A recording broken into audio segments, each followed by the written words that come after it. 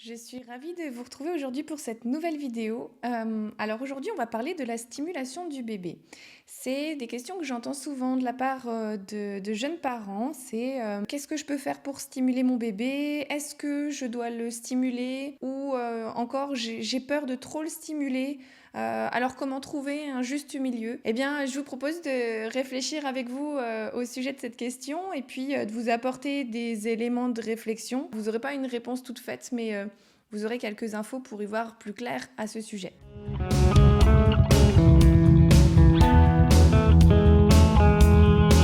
Donc pour le tout petit bébé, on peut dire que dès qu'il naît, il est stimulé finalement, puisqu'il découvre, tout ce qui se passe autour de lui en fait. Il découvre l'air, le fait de respirer, le fait de se nourrir, il découvre le toucher, il entend les bruits, enfin voilà, il découvre toutes ces sensations finalement avec ses 5 sens. Vous, parents, vous lui donnez déjà ces premières stimulations. C'est des choses qu'on fait de toute façon naturellement, voilà. On le prend dans nos bras, on lui donne à boire parce qu'il a faim, on le couche parce qu'il a sommeil. On va pas se dire tiens mais et si je lui parlais parce que j'ai envie qu'il entende ma voix, parce que j'ai envie de le stimuler. Ou on va pas dire tiens mais si je lui donnais pas tout de suite à manger parce que j'aimerais bien qu'il découvre quand même ce que c'est d'avoir vraiment faim. Ou encore dire ah bah tiens je crois qu'il a jamais expérimenté ce que c'est d'avoir froid. Je vais lui enlever quelques vêtements comme ça il testera ce que c'est la sensation de froid. Donc voilà, chaque chose que vous allez faire finalement avec votre tout petit, ça va être quelque part une stimulation, une découverte pour lui, une première expérience. Voilà, il a faim, donc il a la sensation de faim. Vous arrivez, vous lui donnez soit le sein, soit le biberon, donc il expérimente quelque part le fait de téter, le fait de sentir le lait tiède arriver, remplir son estomac, sentir la faim s'apaiser. Et voilà, et en même temps, il a le mouvement avec sa bouche, la succion. Donc voilà, tout ça, c'est des petites découvertes. Des fois, il t'aide dans différentes positions ou avec différentes personnes si c'est avec le biberon. Donc voilà, il découvre plein de choses juste par l'action de lui donner à boire en fait et de l'alimenter. Et par exemple, vous lui parlez, ben c'est pareil, il entend votre voix, il regarde vos expressions de visage, il regarde vos yeux, votre regard, il voit un petit peu aussi vos gestes. Voilà, donc il prend conscience un petit peu de tout ce qui se passe autour du fait d'entendre l'adulte parler. Ou par exemple, vous le portez tout en marchant, et ben lui il découvre les bercements, il découvre le rythme, il vous entend de plus près, donc il voit un petit peu tout ce qui se passe autour de lui. Tout ça, finalement, on peut considérer que c'est la stimulation. Donc le bébé tout petit, il est déjà, quoi qu'il arrive, stimulé, mais même, on peut dire plutôt éveillé.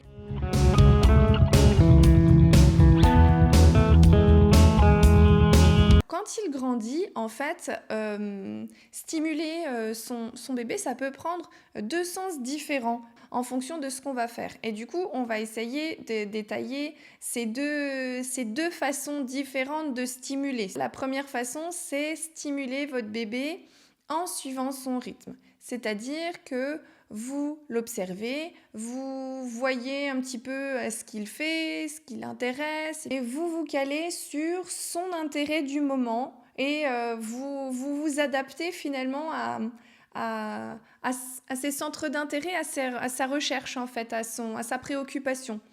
C'est par exemple quand il est tout petit, vous le posez à plat sur son tapis, puis vous sentez que voilà, il commence un petit peu à tourner la tête à droite, à gauche, il commence à bouger un petit peu ses membres, et par exemple, vous décidez de lui mettre des petits jouets sur sa droite, des petits jouets sur sa gauche, pour que il finisse par se mettre à tourner la tête pour regarder ses jouets, et puis même qu'il ait envie de les attraper, parce que du coup, il va avoir envie de les attraper, donc il va se tourner Et puis, bah, ça va l'aider à développer finalement cette capacité à bouger, à se tourner. Voilà, donc il va se tourner à droite, à gauche, grâce aux petits jouets que vous aurez placés sur sa droite, sur sa gauche. Puis ensuite, peut-être qu'il arrivera à se mettre sur le ventre grâce à ce mouvement. C'est aussi, par exemple, quand il est un petit peu plus grand, puis qu'il commence à prendre deux jouets ensemble, et puis qu'il les tape les uns contre les autres. Eh bien, vous pouvez déjà lui faire remarquer, oh, dis donc, tu tapes, ça fait du bruit. Voilà, vous attirez son attention sur ce qu'il produit. Vous lui montrez que ce qu'il fait, c'est intéressant. Et puis, vous lui dites, ah bah tiens, est-ce que tu veux essayer avec cet autre objet? Ou alors, vous lui montrez, vous lui dites, bah regarde, moi je le fais avec ces deux-là, regarde, toc, et ça fait du bruit aussi. Ou vous essayez avec un hochet et puis un doudou, puis vous dites, ah regarde, je le fais là, et tac, oh, bah ça fait pas de bruit celui-là. Parce que ça fera pas de bruit contre le doudou. Voilà, vous essayez finalement de voir ce qu'il fait et de faire comme lui et d'apporter des petites variations. C'est aussi bah, pareil quand il grandit, quand vous voyez qu'il prend plaisir à prendre des petits jouets puis les mettre dans des boîtes. Ou dans des pots, eh ben, vous lui proposez plusieurs boîtes, vous lui proposez des jouets, par exemple en plus grande quantité, alors n'importe quoi, des gros Lego, des blocs de construction, même simplement des bouchons de bouteilles en fait, hein, que vous aurez nettoyés puis que vous pouvez lui donner. Vous lui donnez tout ça dans une boîte et puis vous lui donnez d'autres contenants, des boîtes, des petits pots, des cartons, plein de contenants, puis vous regardez ce qu'il fait. Et puis quand il fait, vous faites avec lui, vous le laissez faire. Et puis vous essayez de dire, bah tiens, t'en as mis dans celle-là. Oh, bah regarde, moi, je vais en mettre dans celle-ci. Hop. Et puis voilà, vous apportez des petites variations et vous vous calez en fait sur son rythme et sur sa préoccupation. C'est aussi quand vous voyez qu'il est en train de remplir un seau complet de cailloux et puis qu'il a rempli totalement le seau, vous lui dites, bah tiens, est-ce que t'en veux un autre? Vous lui proposez, sans imposer, vous lui suggérez l'idée qu'il peut continuer s'il a envie parce qu'il n'est pas limité par le matériel en fait. C'est aussi quand votre enfant grandit, vous allez voir qu'à un moment de lui-même, il va vous demander les couleurs. Est-ce que ça c'est bleu? Est-ce que ça c'est rose? Est-ce que ça c'est vert? Voilà, il va vous demander ou alors il va vous dire mais ça c'est quelle couleur? Et c'est à ce moment-là, vous allez voir qu'il s'intéresse aux couleurs. Vous allez vous lui proposer, lui dire, bah tiens, regarde, je te donne celui-là. Celui-là, il est orange. T'as vu l'autre, il était rouge. L'autre jouet était rouge. Celui-ci, il est orange. Voilà, c'est vous. Quand vous sentirez qu'il s'y intéressera, vous lui montrerez. Ça va être la même chose avec les lettres. Au départ, il va pas s'y intéresser, puis à un moment, il va vous demander, mais ça, c'est quelle lettre? Et ça, comment ça s'appelle? Et est-ce que tu peux me montrer comment on écrit, maman? Et voilà. Et c'est là, quand il y aura la demande, que vous allez y répondre. Pareil pour compter. Il y a une période, enfin, compter, ça va pas forcément trop l'intéresser. Donc vous comptez, j'en sais rien, si vous jouez à cache-cache, vous comptez pour que quand même il entende la suite numérique.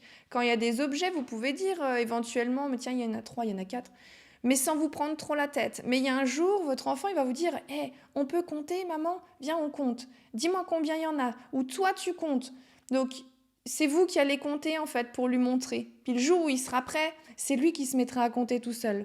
Mais voilà, vous lui montrez, vous suivez son rythme. Ou c'est comme, par exemple, ma fille, à un moment, elle s'est mise à dire, bah tiens, Valentine, ça commence pareil que Valérie. Eh bien, moi, je lui ai dit oui, et j'ai trouvé ça génial qu'elle s'y intéresse, ou peut-être qu'elle l'avait entendu à l'école, parce que Valérie, c'était sa maîtresse. Et du coup, j'ai dit oui, et puis voilà, elle était contente. Et puis après, j'ai ajouté, et tu sais, Valentine, ça commence comme vacances aussi.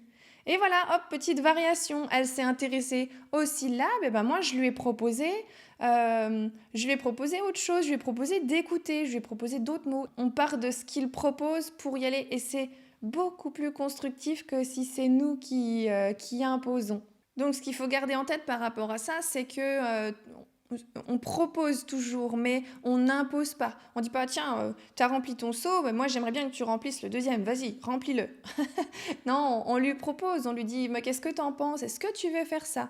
Tiens, regarde, je te donne du matériel, est-ce que tu le veux? Tiens, regarde, moi je te dis que c'est vert, mais est-ce que ça t'intéresse? Ben, il y a des fois ce que vous allez proposer, le matériel ou les nouvelles actions, ça va l'intéresser, donc il va faire comme vous, ou alors voilà, il va enrichir. Et puis il y a des fois, il va se dire, oh, non, vous allez faire un flop en fait, parce que il va peut-être même pas vous regarder, il va peut-être même pas regarder le matériel que vous proposez ou ce que vous venez de lui dire. Il va faire autre chose, il va être concentré à ce qu'il fait lui, et vous pourrez proposer ce que vous voudrez, mais ça l'intéressera pas. Il y a une deuxième façon de stimuler son bébé, et c'est là, vous allez voir, elle est un petit peu moins bonne. C'est vouloir qu'il aille plus vite. C'est vouloir essayer de lui faire apprendre des choses qu'il ne maîtrise pas encore et des choses que nous, on a décidé de lui apprendre, en fait. Ça veut dire que la démarche, elle ne vient pas de lui. Tiens, j'aimerais savoir ce que ça fait, comment ça se passe, comment ça s'appelle. Mais la démarche, c'est nous qui la faisons. Tiens, je veux que tu saches faire ça. Je pense que tu peux le faire, donc je vais t'apprendre à le faire. Et du coup, il y a une différence entre ces deux façons de faire. Je vais vous donner quelques exemples. Donc, par exemple, c'est l'enfant que vous allez mettre assis.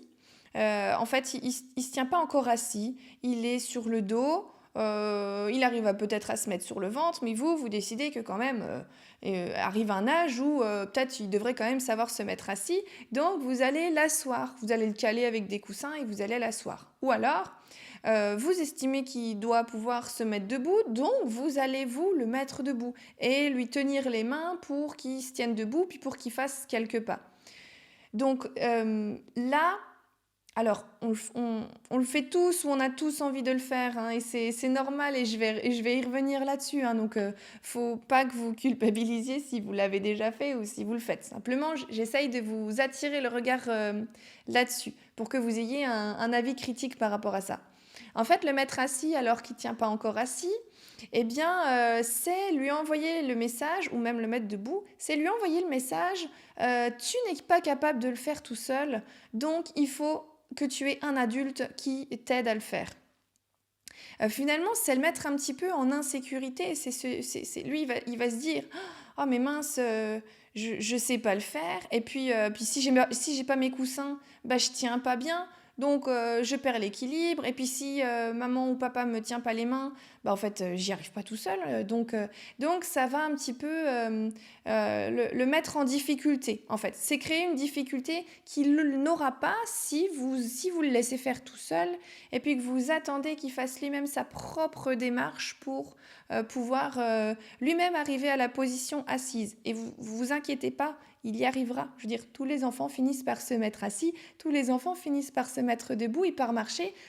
Seulement, ça dépend du rythme des enfants et ça dépend de leur évolution. Il y a des enfants qui arrivent à 9 mois, qui arrivent à 12 mois, et puis certains ne finissent par marcher qu'à 18 mois, et c'est pas grave du tout, en fait. C'est chacun son rythme.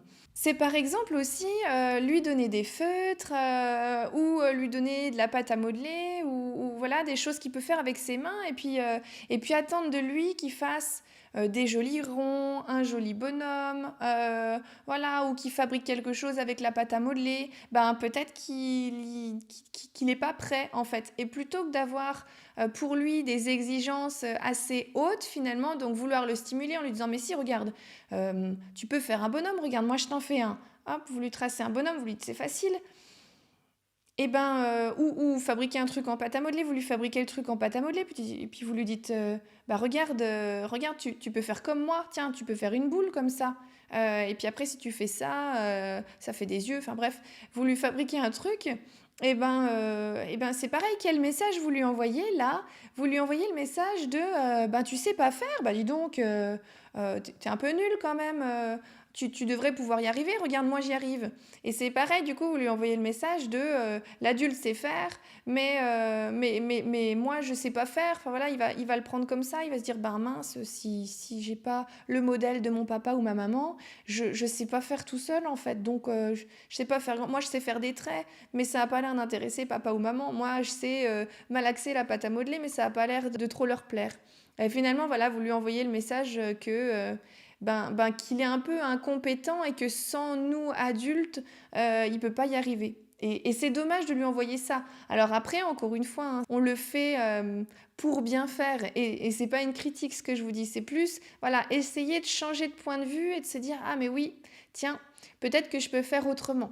Et puis le dernier exemple, c'est on vient déjà d'en parler, mais c'est à tout prix de vouloir qu'il apprenne les couleurs ou qu'il apprenne à compter les chiffres ou même les lettres ou l'alphabet parce que vous avez décidé qu'il devait y arriver en fait. Et je trouve qu'il y a toujours une grosse pression de ça pour les enfants. On veut absolument qu'ils sachent leurs couleurs. C'est une question qui revient souvent en plus de la part d'autres parents ou des grands-parents. Ou alors est-ce qu'il sait ses couleurs? Tiens, quelle couleur c'est ça? Et en fait, on l'interroge souvent pour savoir s'il sait ses couleurs. Il y a une espèce de pression sur les enfants d'apprendre les couleurs. Et en fait, ça sert à rien, ça vient tout seul, ça vient naturellement. Même chose pour compter, vous verrez, à un moment il vous demandera, maman tu peux me dire combien il y en a là, est-ce qu'on peut compter jusqu'à tant? Et vous répondez à sa demande en fait, et vous verrez que c'est comme ça qu'il apprendra. Parce que lui, à un moment dans sa tête, il aura décidé d'apprendre ça. Il aura envie de l'apprendre, ça viendra de lui, la démarche viendra de lui. Et c'est toujours pareil quand on est décidé à apprendre quelque chose, même pour nous-mêmes adultes en fait. Quand on est décidé à apprendre quelque chose, eh bien, c'est beaucoup plus facile que si quelqu'un d'autre nous demande de faire ou nous demande d'apprendre. Mais bon, vous inquiétez pas, comme je l'ai évoqué juste avant, c'est une réaction normale. On a envie du meilleur pour notre enfant, on a envie qu'il sache faire des choses, on a envie qu'il sache apprendre, on a envie de le tirer vers le haut. Et donc, c'est des réactions normales. Simplement, voilà, j'attire votre attention sur le fait que ça peut être autrement. En fait, il faut vraiment qu'on arrive à faire confiance à notre enfant. Voilà, faites confiance à votre enfant, vous verrez, il va y arriver tout seul en fait. Parce que les enfants sont curieux d'apprendre, ils ont envie d'apprendre par nature. Donc voilà, c'était ça. Mon objectif dans cette vidéo, c'était vraiment de vous offrir un petit peu un second point de vue par rapport à toute cette histoire de stimuler son bébé. Stimuler en respectant son rythme, oui. Maintenant, stimuler en voulant le pousser toujours plus haut, c'est pas forcément la bonne solution. Après, peut-être que vous tomberez au bon moment et qu'il sera prêt et que vous lui proposerez les choses au moment où il sera prêt. Et c'est super, vous tomberez bien. Mais il est possible aussi que vous proposiez des choses et qu'il ne soit pas du tout prêt à les saisir en fait et à s'y intéresser. Et donc dans ce cas-là, ne forcez pas. Et peut-être que dans, j'en sais rien, 2 semaines, 2 mois, il sera prêt. Laissez-lui le temps. Ne forcez pas et respecter son rythme. Voilà, je pense que forcer, aller à l'encontre de son rythme et de son développement, c'est pas forcément la bonne stimulation justement. Je pense que la meilleure façon de le stimuler, c'est d'aller à son rythme. Et d'ailleurs, vous l'entendrez dans mes prochaines vidéos, ou plutôt vous ne l'entendrez pas dans mes prochaines vidéos. Je n'aime pas ce terme de stimuler. Je vais vraiment employer plutôt éveiller, favoriser son développement, l'accompagner dans ses apprentissages par exemple, et surtout respecter son rythme. C'est pour moi le plus important.